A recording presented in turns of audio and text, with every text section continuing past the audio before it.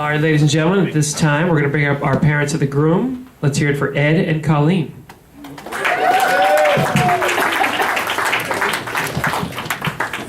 There she is. William Wordsworth, not Blood, Sweat, and Tears, who said, "The child is father to the man." And I just want to thank Tom for doing such a good job of bringing me up. Like everyone else, I'm going to belabor the obvious here and point out that I've never seen two more simpatico people in my life than Tom and Cora. And this is a marriage that's destined to last for a good long time and make a lot of people really, really happy, not the least among them yours truly. Congratulations to them.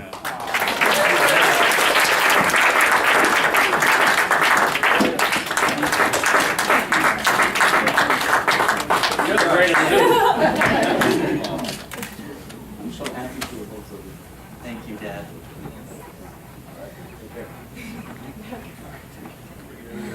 I'm up. Next.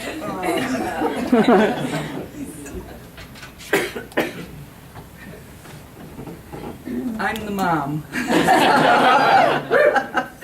I'm Tom's mom, and I love to tell Tom stories, and if I forget some of them, my sisters can help me. But Tom was always a wonderful child. He was quiet and gentle and even loving then. And when he didn't talk much, but when he did talk, it could be very interesting. So here are a few of those stories. The first one I remember was in kindergarten, and Tom has, from the beginning, hated mornings, and very difficult to get him going. And finally one day I was just totally exasperated with him, and I said, "Thomas Eric, you're going to drive me up the wall." And he looked at me and goes, "Which wall, Mom?" There she goes, on that one. Then again, he's about in second grade, and I said, "Tom, please straighten up your room." And he said, "No, thanks." I said, "No."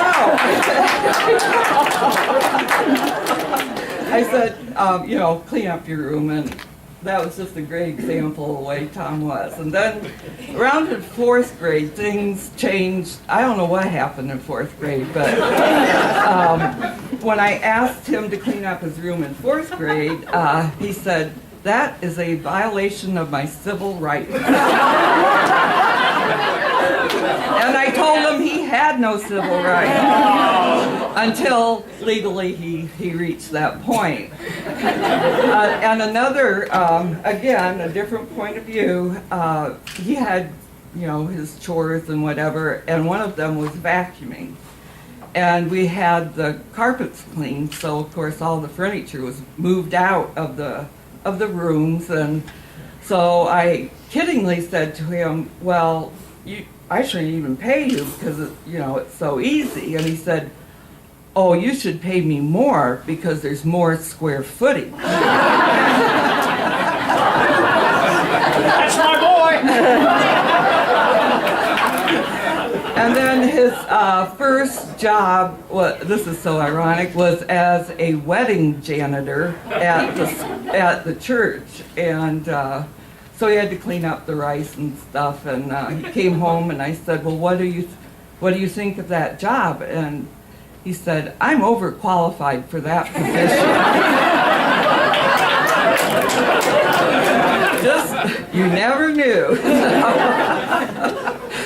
But I think anybody who spends time with Tom knows that he knows himself, and he's comfortable with himself. And it's truly a blessing to be around someone like that. And probably the greatest story about his sense of who he is and what he can handle was around, again, fourth grade. And he wanted a dog. And of course, like any kid, I'll take care of it, da-da-da. And so Bob set him down, and he said, "Okay, if you get a dog, you have to walk it, feed it, clean up after it. It's your total responsibility. And so Tom said, okay, and then we didn't hear anything more about a dog. And about a week later, we said, well, what's your decision? And Tom said, I'm not ready to accept that level of responsibility. At which point Bob said, that's not a normal kid. Again, just indicative of Tom. And then after high school, he had some very good college choices. And at 18, he said, I'm not going to commit myself to one path. I want to explore many paths. And of course, that many paths was mostly physics his whole life.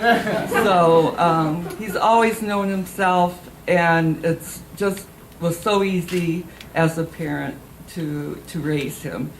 And I think any parent, realizes before the kids become teenagers anyway, that a child is a gift from God.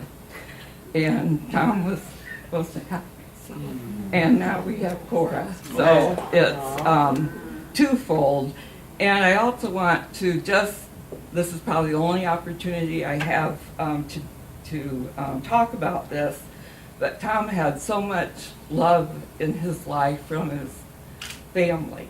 And he had Aunt Sarah, who kind of introduced him to the joys of Colorado's wilderness and the cabin and helping him out and with skiing and that type of thing. And then the Moran clan, all my sisters, there was first, well, our oldest sister is in Denver babysitting our neurotic shelter dog, so she's not here.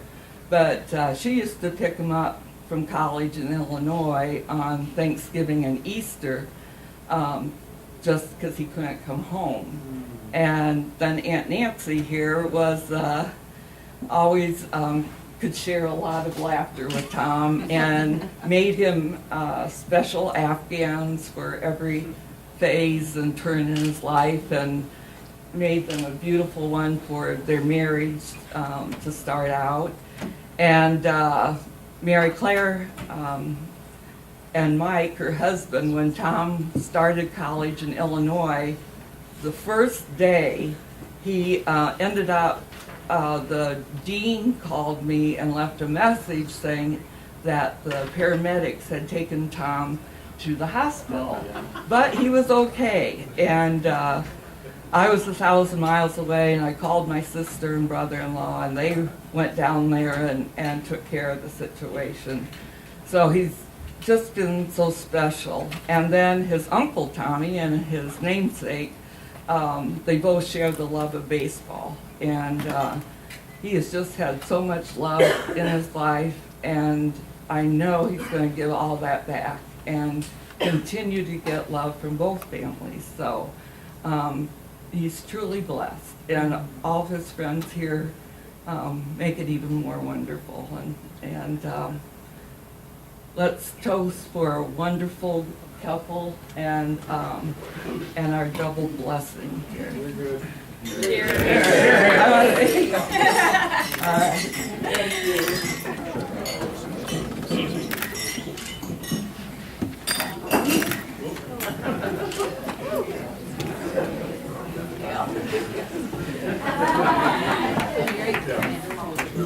All right, thank you.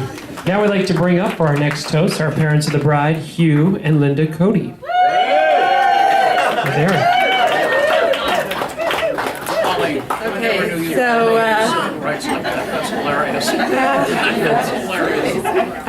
thank you, everyone. We are absolutely thrilled our daughter has married Tom, and we feel so lucky to have Tom and his whole family, Colleen, Bob, Ed, Sarah, Nancy, Mary, Mike, and Tom as part of our family moving forward from here. So I say, who cares about the War of 1812? It was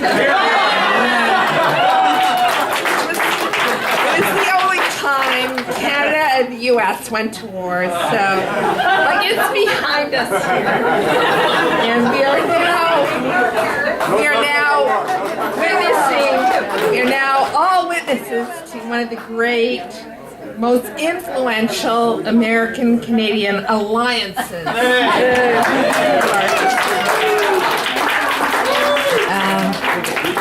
So I just want to let you know that the first we heard about this romance from Cora was that she was in love with a stand-up comic. So, we weren't exactly thrilled with that news, but we could go with it. We could go with it. And then the next we heard was that it was an infatuation with a particle physicist working in Switzerland. And so we thought, well, that might be better. We weren't exactly sure from a long-term financial security point of view. It was better than being a stand-up in LA. And then you can imagine our surprise when we learned that it was one and the same person. So our daughter Cora has many attributes, and that are, as her parents, we love them all, of course, but we have, they're all great. But we have one in particular that we'd like to share with you tonight, and with Tom. And I'm going to turn it over to my husband here to expand on that.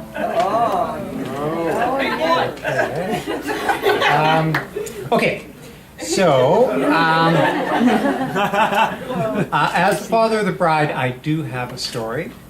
But first, I do want to say something about now Tom being part of our family and what it is you brought to us, which is somebody who, in every sense of the word, is thoughtful.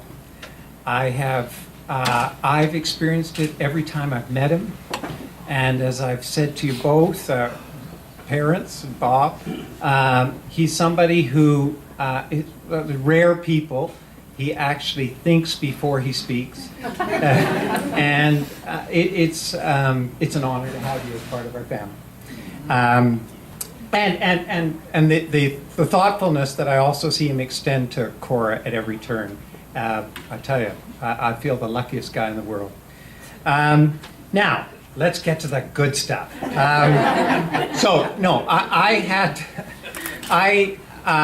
had a number of memories of Cora that I wanted to give to the audience, to give you a sense of my beautiful, loving daughter, older one. And I too, like Colleen, started with something when she was young, and no, that one, I don't think the audience would. And then I thought, well, maybe something that the improv people would understand. And I thought, no, that'll only be the improv. Let's go to something that we all understand, which is running. Cora was on the cross-country running team for her Aunt Adele's school, which you heard in the litany of schools that she went to. She went to Little Flower Academy, which was renowned for its academic achievements, but it was nowhere when it came to cross-country running. But that didn't faze Cora, nor the proud parent who I would, and Linda would accompany me to see her at various meets. And we're talking 10,000 meters, and it's a long run. And in Vancouver, you have track meets that go starting around this time, and they end in there's one a week, and it ends up like you have with March Madness in this country, where you have a process of elimination, and you go to what would be a statewide, but for us it's the provincial championships. And for some reason, this small, highly achieving academic school got in a back door, for some reason, to the statewide, provincial-wide championships. And so Cora told me, and hey, we're going to the provincial championships. And I said, this is fantastic, honey. Thinking back a bit on some of those races that had led to this, thinking, well, we'll see how it works. Let's just say Cora hadn't finished first. And maybe not 30. So, but she was there, and as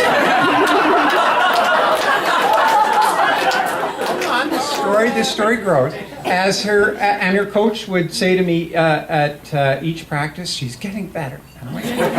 So anyway, we go to this provincial championship, and all of a sudden it's going to be the circumference of a lake, and this is a big lake. I mean, we're not talking the lagoon down here. You go from here to say UCSB and back, and but all of a sudden there's about 5,000 people who look like greyhounds, and they're all these sort of, and they're wearing these Nike clothing that would like $5,000 and 5,000 athletes, and they're all doing these stretches and bursting with the speed, and I'm thinking, oh no, not no, I'm just thinking that there's an opportunity. So the gun goes off, and Cora and her 3 teammates, they're sort of like a mid-pack, and they head out around the lake, and this is probably about a 45-minute race, and around the 30-minute mark, about 4,000 kind of go by, and I'm sort of, okay, and then the next 10 minutes go by, and then that parent's kind of fear and like I'm thinking, please God, she can't be, and God answered because coming out of the away from the lakes, from the forest, there were 4 girls, and my daughter was leading the 3 who were, and she put distance between her and the other 3.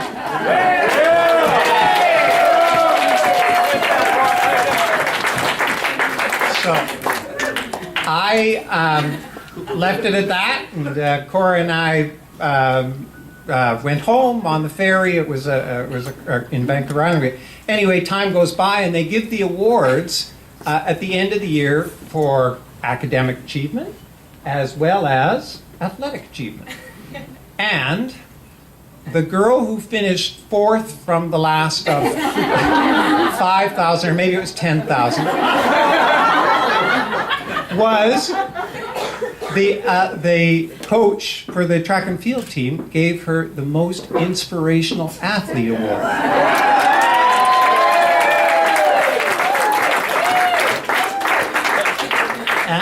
Now the point of that story is I've got one very determined daughter, and she determines happiness. She's, as Camille alluded to, she's overcome a lot, and in your life, she will determine a lot on the very, very, very positive side. So I think that's the formula for success. So thoughtfulness plus determination, I think that's going to lead to a long and happy youth. So on that, let's give a toast to the